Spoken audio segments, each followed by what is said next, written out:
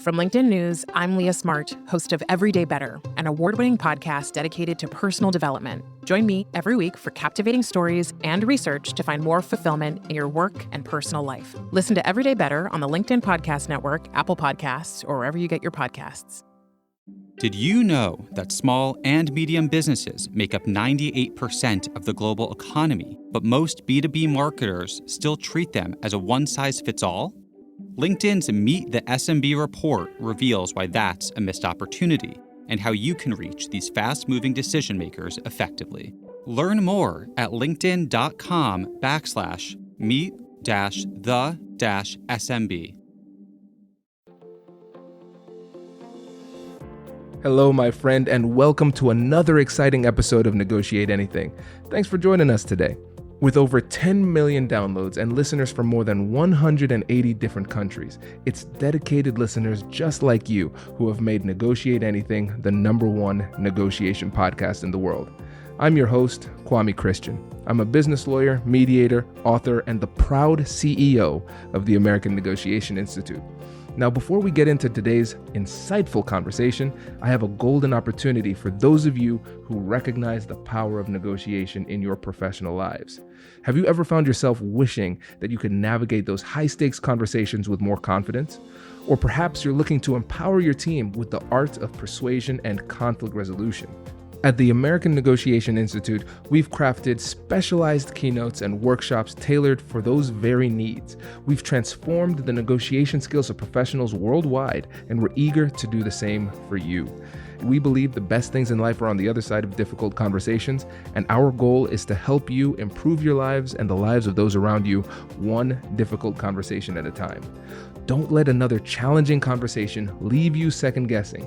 Click the link in the description to discover how we can help you find confidence in conflict, negotiate better deals, and have stronger relationships. Because in the world of business, every conversation counts.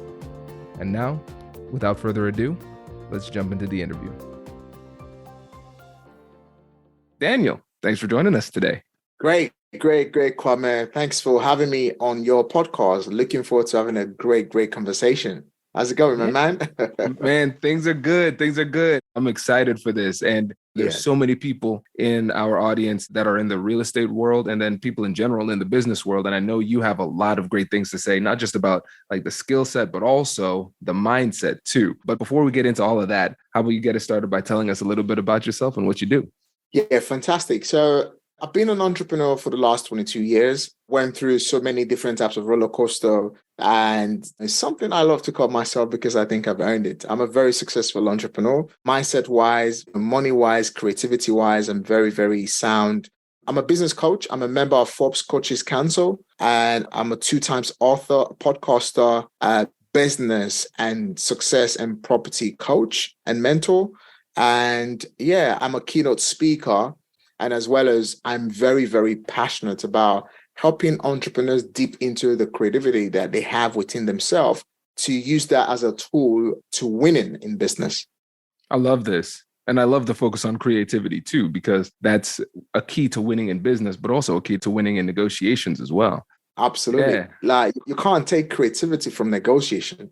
You see, negotiation is everything. So I'll give you a very typical case, because I love to talk in stories and I love to give examples. So the other day, one of a member of my team in the office basically got a massive bill brought to the office from a contractor. And the bill is about £5,500 bill to spend. And she's going to go straight in to make the payment. And I'm like, you can't just go and accept paying over £5,500 without negotiating the reason why. She's like, oh, actually, they've provided a quote and they're going to go and do the job and they're going to do the job anyway. So let's go ahead and pay. I was like, no.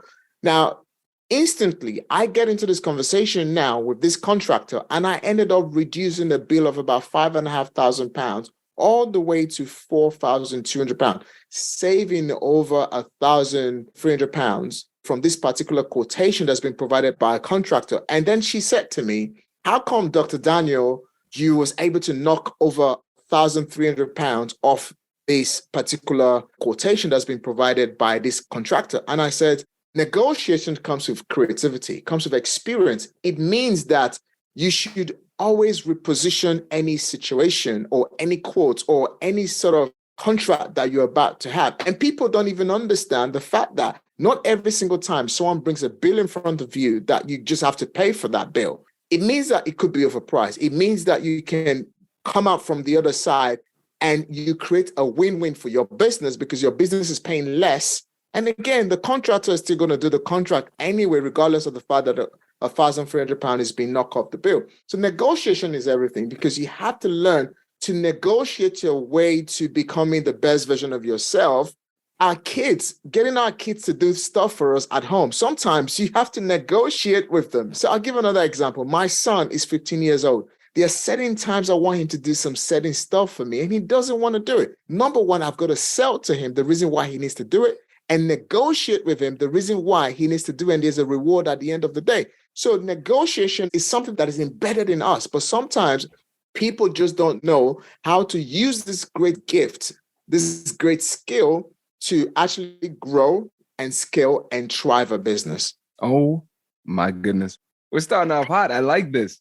In a very short period of time, you blended what we were talking about, the skill set and the mindset, because first of all, you have a different mindset. You see the world differently. So you are, like you said, you're trying to get the best version, not only of yourself, but of your relationships. You gave an example with your son, but also your business. You gave an example at work, right? And so what you're doing is that you're shedding that paradigm that most people have where it's a false dichotomy, a false binary where we say, okay, here's the situation, yes or no. You're like, I see your option. Let's make it better by actually negotiating. And so when you think about the iterations over time, what you're doing in business right here, you saved 1,300 pounds. But then if you continue to do that over the course of the next week, next month, next year, next decade, that adds up very quickly. And then we're recognizing how this skill of negotiation just improves every single aspect of your life. But first, you have to have the mindset to recognize the opportunity and then the skill set to actually put it into action. 100%. When you talk about sales and when you talk about negotiation, these two things, they intertwine to each other. And I can go on in giving real life case scenarios. In my new book called The Test, I talk about how I negotiated with my wife in a certain way that she became 17 years ago, she was my girlfriend. Now she's been married to me for the last 17 years and we've known each other for 18 years. In order for her to say yes, number one, I have to sell. And number two, I have to negotiate.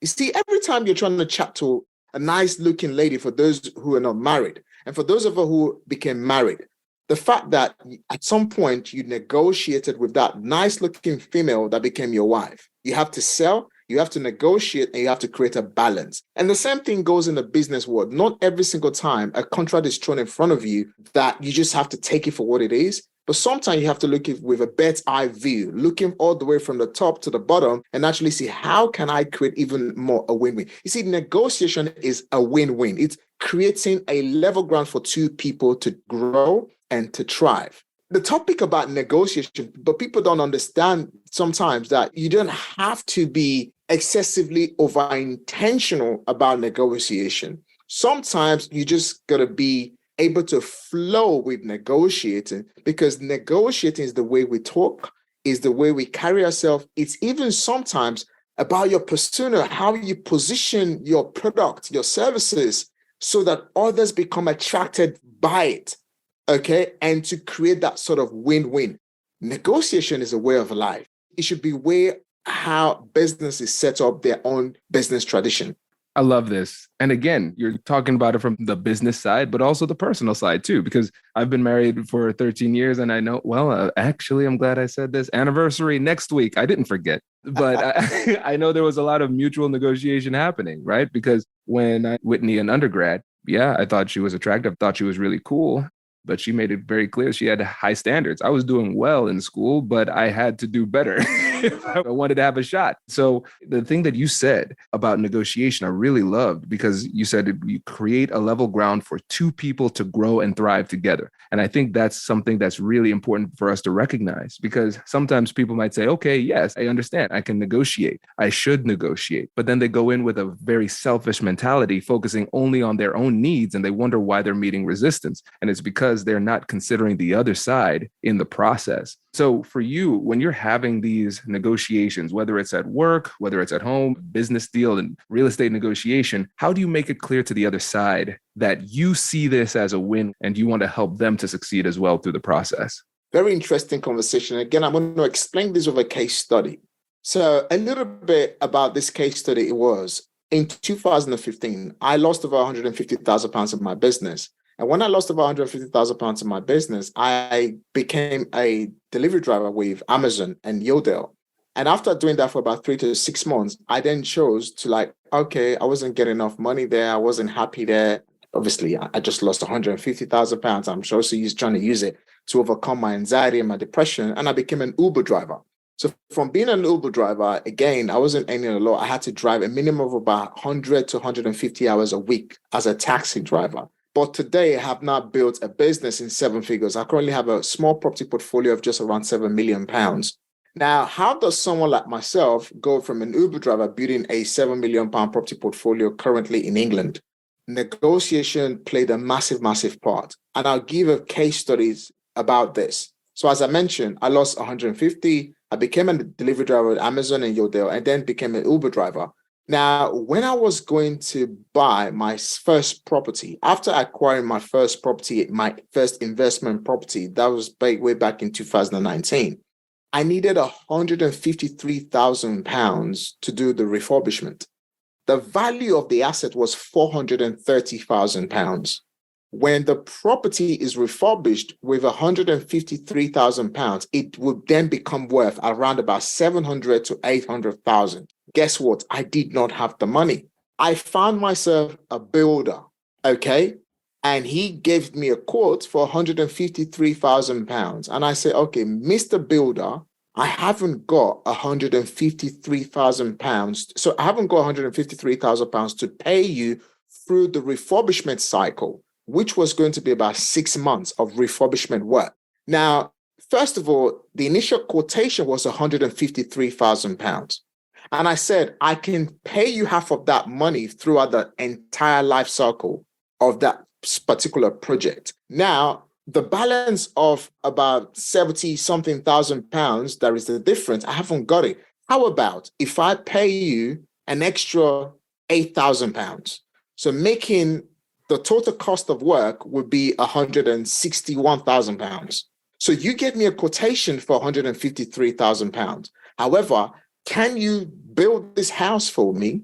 And I'm going to pay you extra £8,000, but you're going to have to wait for 2 months for me to go back to the bank, and the bank has to agree with me that the property is worth £700,000 to £800,000, which allows me to refinance and get some money back. And it's like, oh, I've never really done anything like this. Then I said, well, you charged me £153,000 with £8,000 you've never really made like that. So how is it going to be? Well, I've never really done this, but I said, but then again, you're also working for me, and in the £8,000 you've never made in 2 months without doing nothing. So I planted seeds. I saw the ideas, and he said, okay, how about we make it a round figure then? £10,000? We call it a deal? And I said, yes. Let's go. Now, I'm paying £10,000 more, but he's allowing me 3 months more to owe him this money that I did not have, that got me a house that's now worth about £720,000. Now, a lot of people, a lot of entrepreneurs will say, no, why do I need to pay £10,000 more? That's a loss. That is too much. It's too expensive. But then again, the £10,000 is allowing me to create a property that's worth hundreds of thousands of pounds more. You can see 2 things happening in this conversation. 1, I'm selling. Number 2, I'm negotiating. Cut long story short, 9 months later, I go to the bank. The property is worth £720,000 more. So remember, the property was valued at 430, and I spent £153,000, and I gave the builder £10,000 more. Now, 9 months later, the property is worth how much? It's worth £720,000.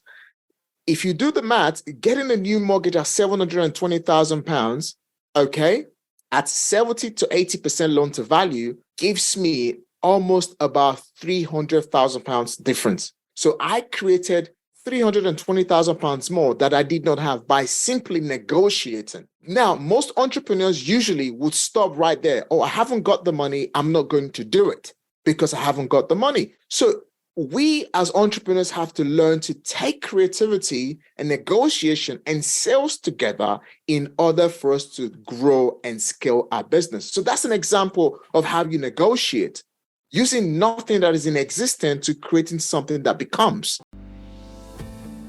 Hello, my friends. I've got a really exciting announcement for you. On August 30th, 2023, we're hosting a Negotiate Anything Masterclass in an amazing $28 million residence in New York City. This is a once-in-a-lifetime type of experience. It took a long time for me to negotiate the deal to get this location, and I'm not sure if or when I'll be able to do it again. Seats are limited, so if you want to make this happen and you want to hang out with me in NYC, check out the link in the description to learn more. Small and medium businesses don't have time to waste, and neither do marketers trying to reach them. On LinkedIn, more SMB decision makers are actively looking for new solutions to help them grow, whether it's software or financial services. Our Meet the SMB report breaks down how these businesses buy and what really influences their choices. Learn more at linkedin.com/meet-the-SMB. That's linkedin.com/meet-the-SMB. That's such a great example. It also ties back to what we were talking about at the beginning with the necessity of creativity, right? Because I love the blending of creativity, sales, and negotiation. The creativity allowed you to think outside the box. So it seems like there's a no deal. Oh, I simply do not have the money based on what you quoted me. I'm out of here. I'm going to try something else. But you said, no, I believe that if I try with a negotiation, I might be able to pull this off. What is it going to take? Creativity to do it. So that mindset allows you to actually do that. But as an entrepreneur, you're not just a negotiator. You have to recognize that there's that selling aspect too. You have to tell the person what's in it for them. Why would you ever want to do this? Because it's clear how it can help me, but how can it help you? I'm going to throw you a little bit of extra money so it's worth your while as well. And so you blend that negotiation so you can try to work something out, but also you recognize you have to sprinkle in a little bit of sales in there too, so they understand the value for themselves. You have to learn always to be selling. I do this a lot. And every single time I'm having a conversation with anyone, number one, I'm always selling directly or indirectly, and as well as being very intentional. At the same time, I'm the guy, this is quite interesting. I'm the guy who became a millionaire using none of my own money. Everything I've ever become, I negotiated my way through. The house I live in, the car I drive, my business partner, his name is Kevin. He was my first student when I became a coach and a mentor. And I said to him, I said, Kevin, what do you want to do in future? He's like, okay, I'm going to go and do exactly what you've taught me to do. But I knew he had a skill in him. And I said, Kevin, listen, entrepreneurship is hard. And I laid out all the cards. I said, listen, I've already built from ground zero to here, but I need your skill to help me go from here to here. Apparently, Kevin was my student. I told Kevin, you got a skill that I don't have. He was very good with social media. He's good with marketing, and he's good with so many other skills. And I said, the journey of an entrepreneur, it's very tough. It's not easy, right? I have already built from ground zero to this level, but I'm going to need you to help me go from this level to that level. Now, you can go and choose to start from scratch on your own, and I know you're going to make it. But how about if you come from here and you help me get from here to there? I'm not saying it's going to be automatic success.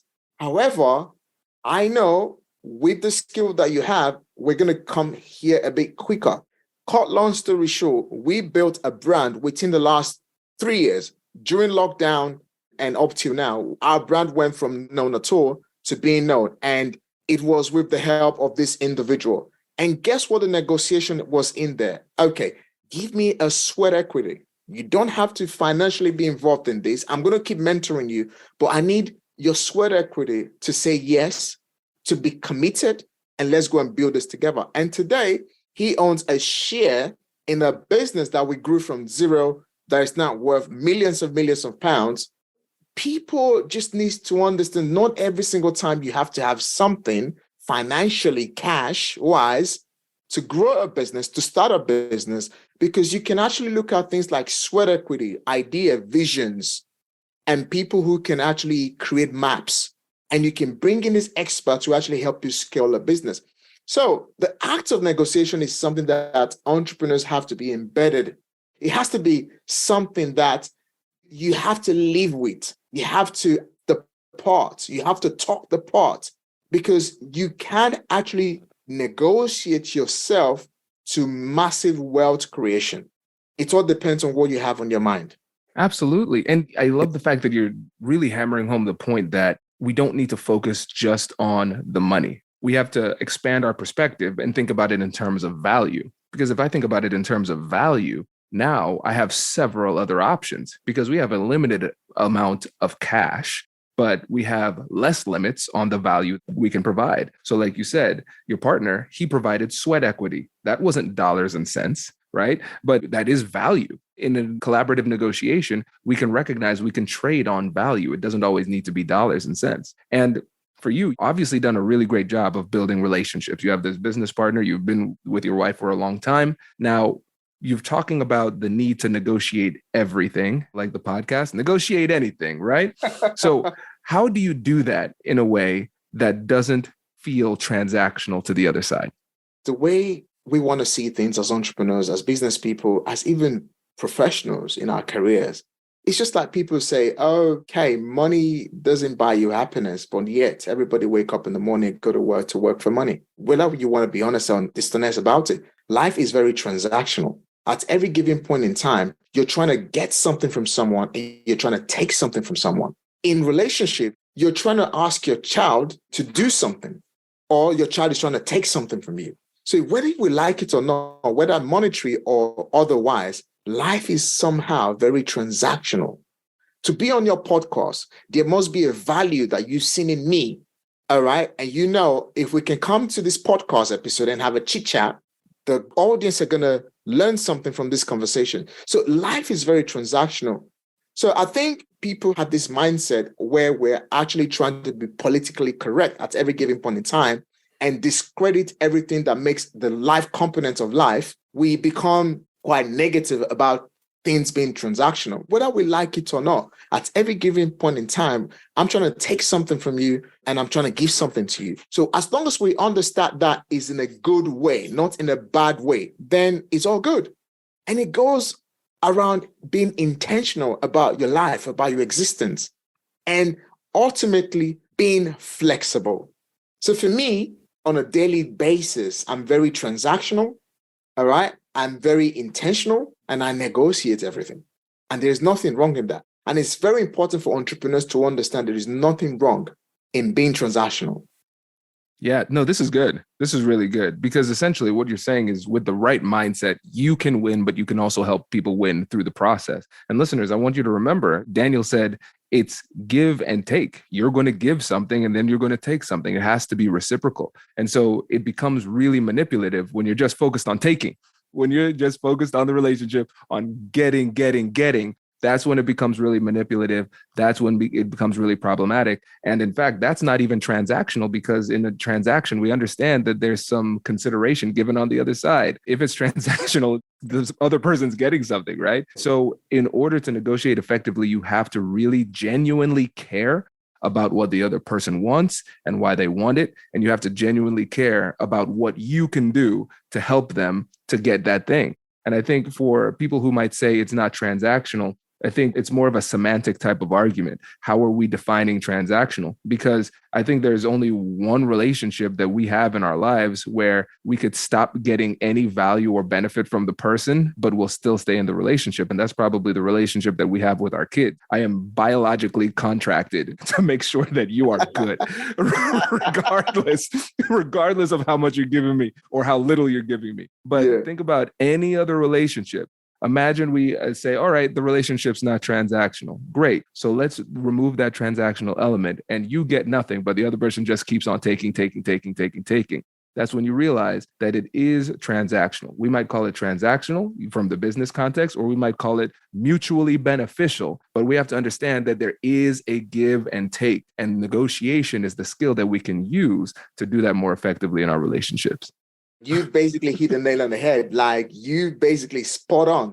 And that's what this is all about. We just have to learn that certain skill that we need as entrepreneurs, that the best way to illustrate this more would be, don't be shy to position whatever service you provide or what service you're looking to expect from a business. It isn't give and take, because everything is give and take.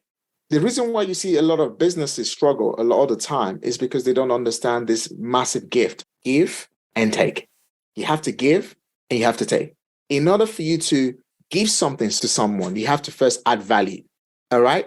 And the value, again, is transactional, whether being paid in cash or whether being paid in kind.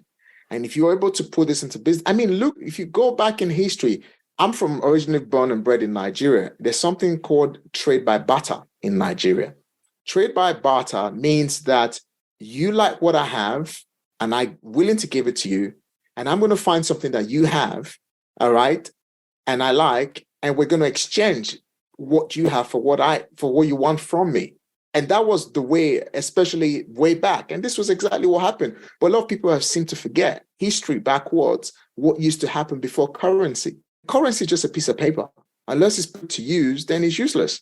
So people just have to understand the importance of give and take. In order for you to get value, you have to give value. In order for you to be respected, you have to respect. And it's as simple as that. Exactly. Man, I love it. Spot on. I appreciate you, Daniel. This is really great. And before you go, let the listeners know about both books, your coaching, the business, and how they can get in touch with you. Fantastic. Haven't had this conversation we just had about negotiation. I'm going to be writing a book about negotiation. I am going to be writing a book about negotiation. By the way, I'm a business coach. As I mentioned at the beginning of the podcast, you can find me on social media, Instagram, Dr. Daniel Moses, Facebook, Dr. Daniel Moses, and LinkedIn as well, Dr. Daniel Moses. I have written 2 books. The first one is How to Get Started in Property with Little or No Money. And obviously, this is a book that is very heavily implementable in the UK, but it doesn't mean you can't tweak it to applying what the book has to offer in the US or wherever you're listening from, whether it be in Africa, Canada, wherever that is. And as well as my second book coming out on the 15th of July, is called The Test, The Transitioning of the Ordinary to the Extraordinary. And the reason why I had to write that book is looking back at 22 years of my experience as an entrepreneur, I've went through a massive roller coaster of setbacks, and there was things that I learned going through different challenges in my life, my business, my marriage, and how those allowed me to keep my sanity and still become the greatest version of myself. And I identified that as entrepreneurs, we're actively transitioning to becoming the greatest version of ourselves, which is the extraordinary part. So it's a great book that I've written around mindset, around growth, around success, and exactly how I went through so many losses in my life and somehow what kept me going, and how entrepreneurs, regardless of whatever you're going through in life, and how you can use your pain, your struggles to keep you motivated to become the greatest version of yourself, which is the extraordinary part. I love it. Thanks again for joining us today. Really appreciate it. Thank you so much, bro. Congratulations, you've just joined an elite club. By listening to a full episode, you're now officially on the Negotiate Anything team. So welcome aboard. What most team members do is they subscribe to the podcast because that allows them to automatically get the latest episodes of the show. The best things in life lie on the other side of difficult conversations. Keep learning, keep practicing, and keep getting better. Your relationships will improve, your career will soar, and you'll have the confidence you need to get the most out of these crucial conversations. Again, thank you for joining the team. We're excited to have you, and I will see you in the next episode.